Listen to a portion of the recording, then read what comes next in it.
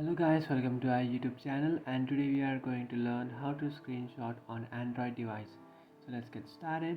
So if you want to take a screenshot in your Android device, the first way is to just tap onto your power button and to your volume down button.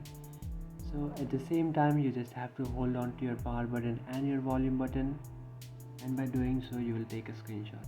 So this was the first way, and the second way is to just scroll down and come up to your drop down menu, and here you will find the option called screenshot. You just have to tap on screenshot, and by tapping on screenshot it will take a screenshot. So this is the second way, and the third way is to just slide your fingers through your screen.